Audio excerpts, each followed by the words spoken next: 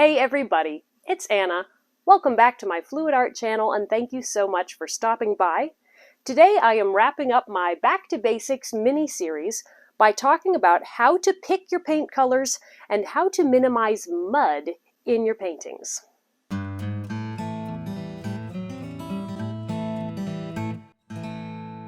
If you haven't seen my other two Back to Basics videos, you can find those links down in the video description box.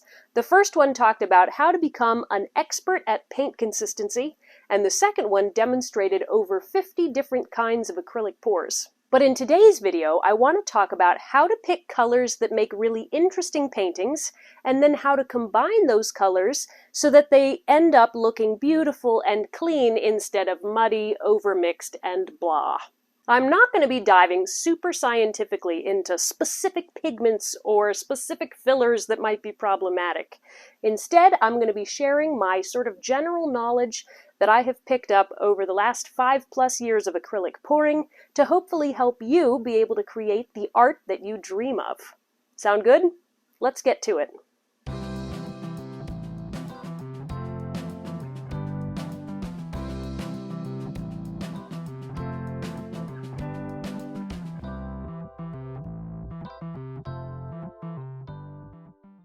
First, let's talk about why paintings turn muddy, meaning why do the colors blend in an unattractive way?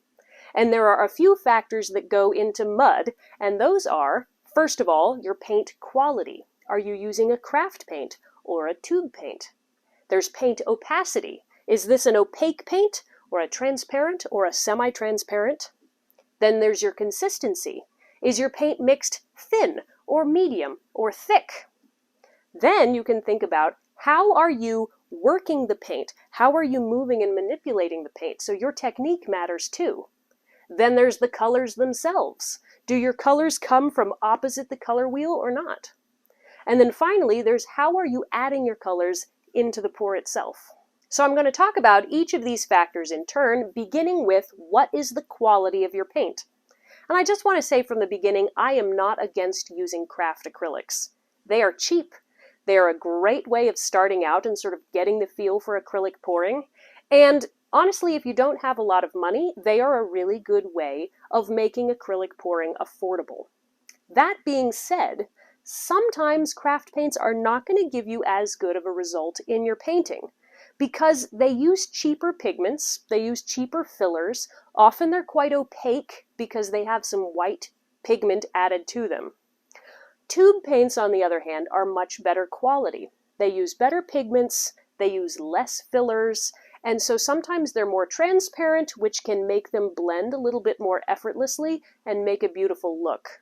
Cheap, opaque craft paints are just not going to blend as well as a tube paint does. Second, what is the opacity of your paint? So an opaque paint, meaning not see-through, it's very solid, it gives a nice, clean, bold look when your paint is thicker. But when the paint is mixed a little bit thinner, sometimes an opaque paint will actually seem to create mud because it can't blend as easily with the other colors. Transparent or semi-transparent paints, on the other hand, they are more see-through, and so they will produce that effortless blending in a Dutch pour or something with thin paints. However, because they're see-through, sometimes the colors might look dulled based on what's underneath your color. For example, in this pour, I had a lemon yellow as my leading edge, and it was a semi-transparent color. When the paint dried, the turquoise background made the yellow look weird, and I had to brush paint some fresh color to bring it back to the original brightness. Third, what is your paint consistency? Now, in general, the thinner your paint is, the more it will mix, and the thicker it is, the less it will mix. But mixing does not necessarily equal mud. You can have thin paints that blend beautifully without making mud, and thicker paints that do make mud. Which leads me to the fourth point. How much are you working the paint? How much are you moving it and manipulating it around?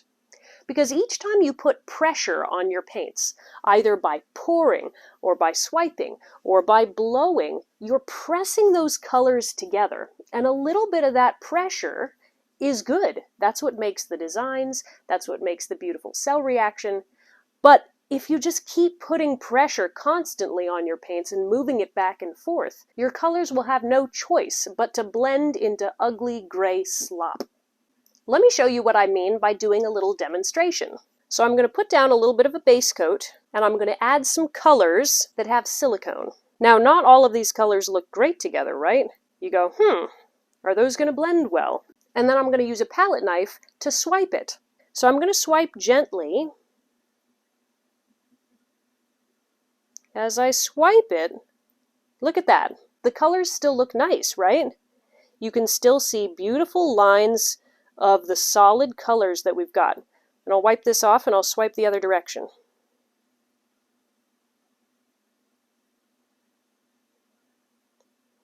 So we've got gold and purple, and there's a little bit of blending, but not a lot. Now watch what happens if I go, oh, I don't like this, let me change the direction. And I just keep swiping, and I keep swiping, and I keep swiping. What's happening to my colors? Are they staying nice and beautiful? Nope. They have officially turned into slop.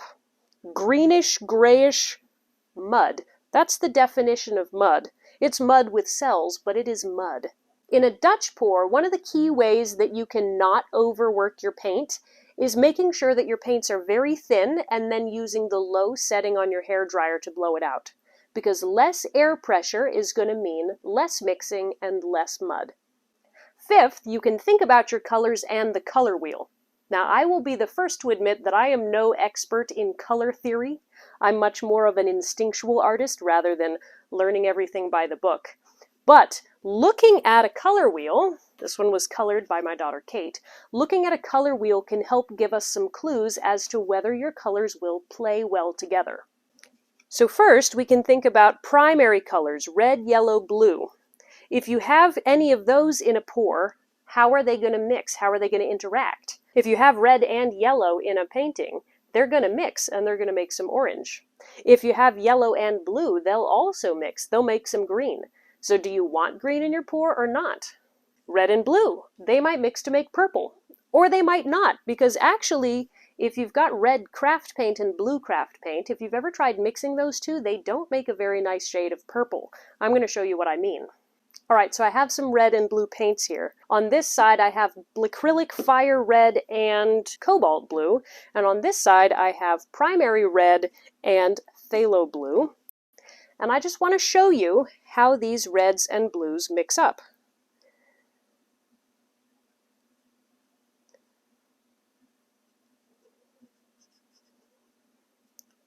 So this is the craft paint side. Oh, what a lovely shade of purple. No, it doesn't mix well. That's one of the reasons why craft paint is often not the best for color blending. Let me wash my brush really quick. All right, clean brush. Let me try blending the two tube paints. Now, I don't have my proportions exactly right here. I probably should have had a little less blue and a little bit more red. But look at this. Now that's quite dark.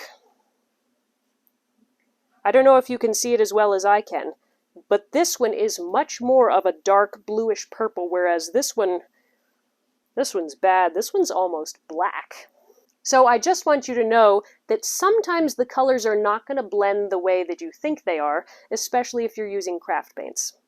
Let's get back to the color wheel and talk about complementary colors. And it sounds like, oh, they go hand in hand, they complement each other. But actually, what complementary colors means is that they're opposite each other on the color wheel. So purple and yellow, blue and orange, red and green. That's what complementary means. And those are the colors that are most likely to produce mud when you mix them because it contains exactly the opposite pigments as the color that you have. It's easy to pick two paint colors and just imagine them looking so great in a painting, like red and green for a Christmas painting. But before you put them in a cup together, you have to think about what is this going to look like when they actually blend? Because sometimes it won't look as good as you think. Another weird combo is black and yellow. There are some black and yellow paints that when they mix together, they make this weird greenish color. Sixth, think about how you're actually adding your paint colors into your pour. So if you have two colors and you don't want them to blend, think about adding a layer of a neutral color in between them, a color like white or black or maybe a metallic like gold or silver.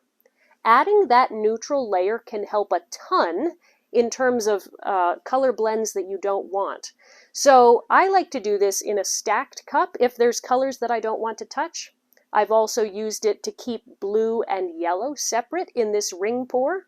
You can put your colors in a split cup to help keep them separate. You can use a layer of white in between colors in a strainer pour. There's lots of ways that you can keep your paint colors separate. Now you may have noticed that there is no single magic preventative for paint mud, but I hope that thinking about these factors can help you make the best choices for each painting that you do. Now that we have discussed what makes mud, let's talk about how to pick paint colors for a beautiful and interesting painting.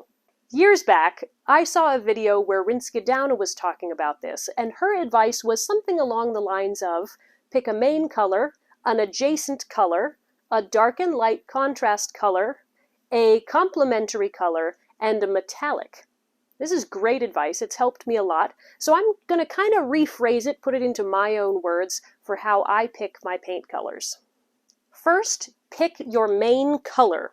Think about what overall impression do you want people to have when they see your painting. Then add one or two supporting colors, which will add interest without clashing with the main color. Then make sure that you have a dark color, which is going to be this blue for me, and a very light color. So this might be black and white, it might be a dark navy, a Prussian blue, it might be a burnt umber, it could be white, it could be cream, it could be pale pink. You just want something dark and light to add contrast, give depth to the painting, make it not feel flat and lifeless. Then try to have at least one metallic paint in most of your pours. Metallics are great because they just add this spark of interest. They add depth, they add shimmer, they make it look three-dimensional.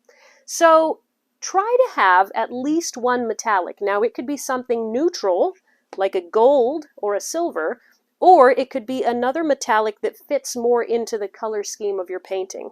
In this case, I would do both. Then finally, try to have a color that pops. So in this case, I'm going to use magenta. This pop color is going to be something that just adds a touch of delight, keeps it from being too monotone. Now, your metallic paint might be your pop color. So this gold, this pops from the white and blue and green. So I sort of have a metallic pop color and a solid pop color. The pop color is often sort of opposite the color wheel from the rest of this. So we've got blues and greens. The magenta is completely opposite that. But as you look at it, you think, oh yeah, this goes well with this goes well with this. It looks good with all of your colors. You want your pop color to look good with all the other colors, but also be kind of surprising to include it. Another thing to think about is warm colors versus cool colors. So on the color wheel, these would be sort of the warm colors, and these would be the cooler colors. So in this color scheme that I've got right here, it's almost entirely cool. Even this magenta is sort of a cool shade of magenta. The gold, though, is definitely warm. If I took out the gold, we'd have a much cooler overall feel. But I like having a little pop of warm. That's one of the reasons why the gold is kind of a pop color as well, because both of them add a little pizzazz that the painting doesn't have already. But think about what you want, because you might want all cool, you might want all warm, or you might want a mix of both. Let me show you another example color combo. So in this one, burnt sienna is going to be my main color. And then burnt umber is going to be sort of the supporting color. It goes along with it. It's a little bit different, but it's not way too different. Then my dark and light colors are going to be black and unbleached titanium. So you'll notice this is not pure white. For this one, I want to keep it more earthy, not quite as cool as a titanium white, but I do like the solid black in here. Then the metallic is copper for a nice gold feel. Now look at this. We've got lovely earth tones. beautiful color blend, and you could do one with just this, but it would look a little bit bland. Even though it's got good contrast, it's got a metallic, it might look bland because there's no pop. So I'm going to add a pop. I'm actually going to add 2 pops, because this I feel like would make a really good kind of southwest feel. So if we add a turquoise and an alizarin crimson, all of a sudden these colors, it's not just like brown rocks. All of a sudden, and I'll stick this in here so you can really get a feel for what this would look like. So this one is sort of a subtle pop color where we go, hey, guess what? We can add some color to all this brown. And this one's like a wham! Let's add a lot of color. So this one kind of supports the pop color and makes it not feel all alone amongst all the browns. So that's how I choose my colors for my acrylic pours, and that's how I try to stop my paints from turning into mud. I hope it was helpful to see my process. Let me know down in the comments, do you have a particular color combination, a favorite one that you keep going back to over and over again?